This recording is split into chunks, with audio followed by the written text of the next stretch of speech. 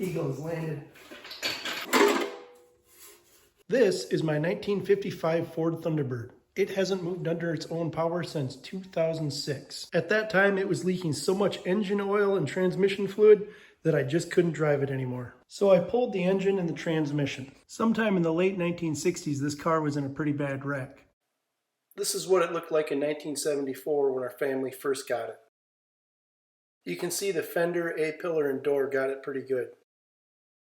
The tail shaft housing on the transmission was full of cracks, and that's where that oil was coming from. The engine, on the other hand, was pretty much leaking out of every gasket and seal that it had.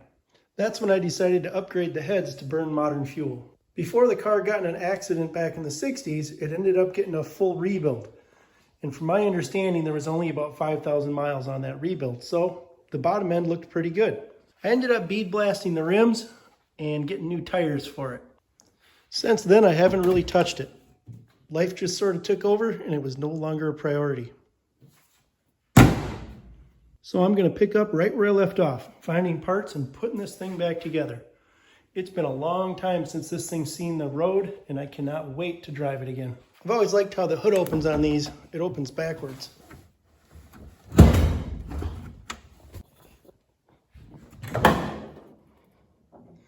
And there it is, a Ford 292. When I moved, I had to just put the engine back in here temporary, like the heads aren't even bolted down. There's just a couple of bolts holding everything together. So the next step is get engine and transmission back out and pull the gas tank, pull all the brake lines, pull the fuel lines, and start putting the engine back together and everything else, I guess. Taking the hood off on these by yourself is a real treat.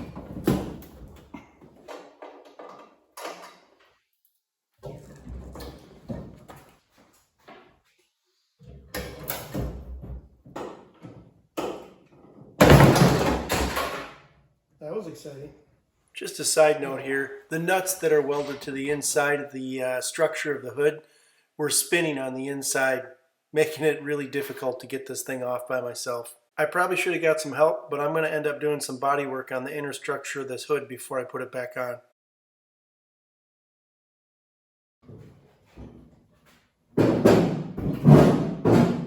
So there it is, hood off. I think we will start with the radiator. Another side note, I had this radiator record about 10 years ago. When I walked into the dimly lit shop, there was a concrete above ground pool with a mini crane over it. I reluctantly left it with the guy and came back the next day. Since it was a cash only business, I gave the guy a crisp $50 bill, grabbed my radiator, and went on my way. This is probably the best radiator recore I've ever seen, with a thick brass copper core. I recently drove by the place. It's all boarded up now. Probably a lead hazmat site. So there it is. That's the radiator. Old school stuff. All metal tanks. No plastic on this thing. Next, off with the intake manifold. Hopefully the carburetor will come right with it. I think I can do it that way anyhow. Yep. There we go. There's the valley fan.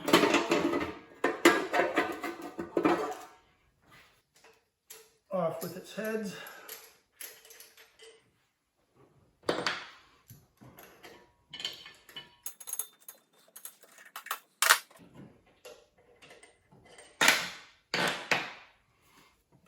Right, these are like 60 pounds. Oh, yep. Ah. All right, let's get this side off too.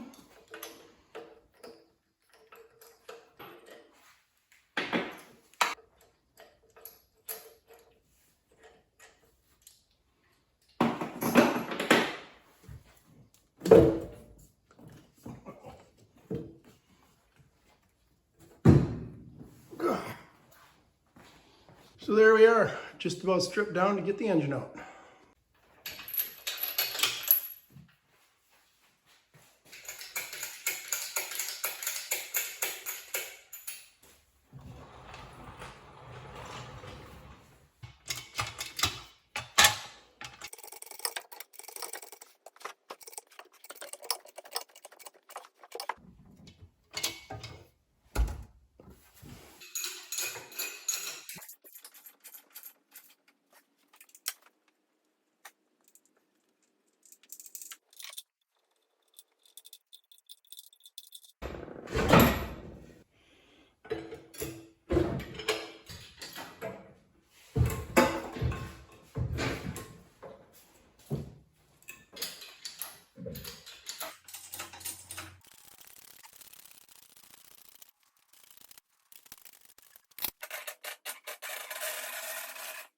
I got this water pump housing off of Mummert's FordYBlock.com. I still need to bead blast it.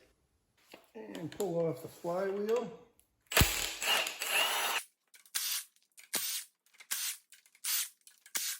Just pull off the flex plate, not the flywheel.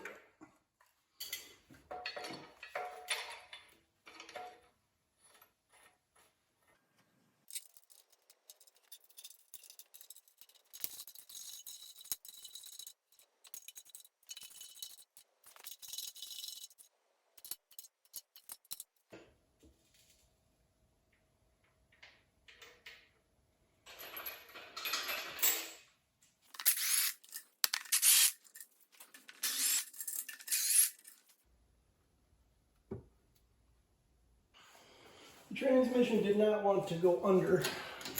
I couldn't get the car up high enough, so we're going to try over.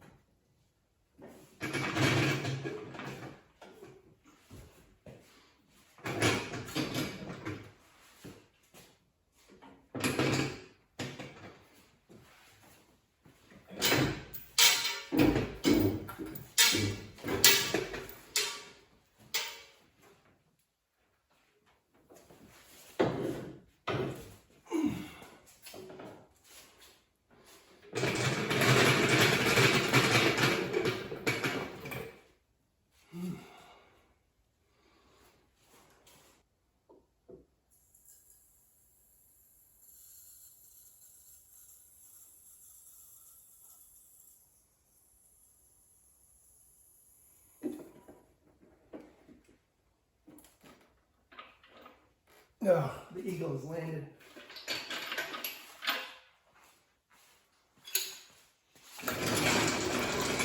Next, the front engine mount and water pump housing.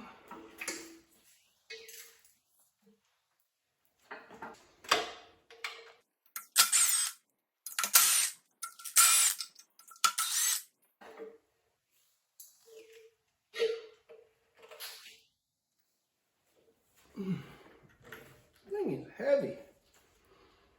Old cast iron.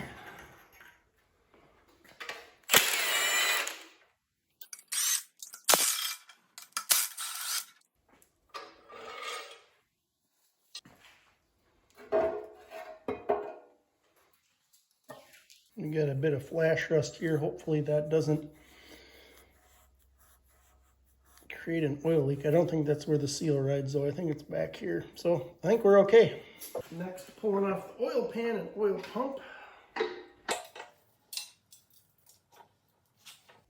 All right, pulling off the oil pump.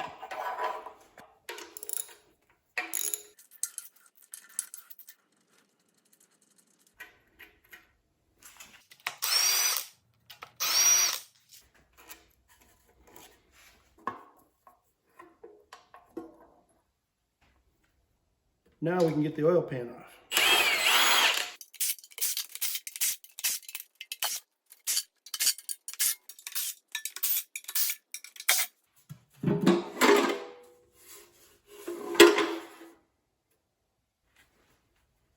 All right, for now, it's good enough on the engine teardown. I got one more thing I want to check before we wrap this up. When I was moving, I slapped this tail housing on here. It's the replacement tail housing that I got. And when I cinched down the bolts, there was a piece of gasket left on the flange. And I heard a snap. So I'm hoping that we're still okay, but I'm guessing I cracked the flange on the tail shaft housing.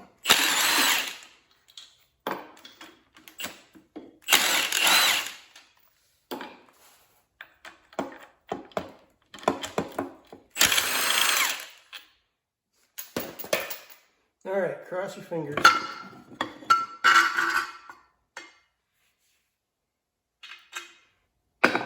Seems okay. We'll take a closer look. I'll show you the gasket that I was talking about. If you can see, it's not, the gasket isn't fully all the way around there. And I was worried that when I cinched it down, it cracked the housing. We'll take a closer look. All right, I think we got lucky. The one on the right is a new one, and the one on the left is the old one. I'm not seeing any cracks on the new one, but I'll show you what the difference is here. Remember, I said the car was in an accident. You can see this ear is broken off for a bolt for the transmission mount. There's also a crack right there. I'm not sure if you can see it. There we go. From the accident. There's a whole bunch of other cracks on here, but this one's looking good. I think we're okay, so we won't have to order up a new one of these. All right, that's it. Wrapping up this video. Next time, I think we will be starting with the gas tank and working from there. Also got new rings to put in the motor, and we will get that apart and get it honed and get new rings put in it. Anyways, that's it for now. Thanks for watching. Don't forget to like and subscribe.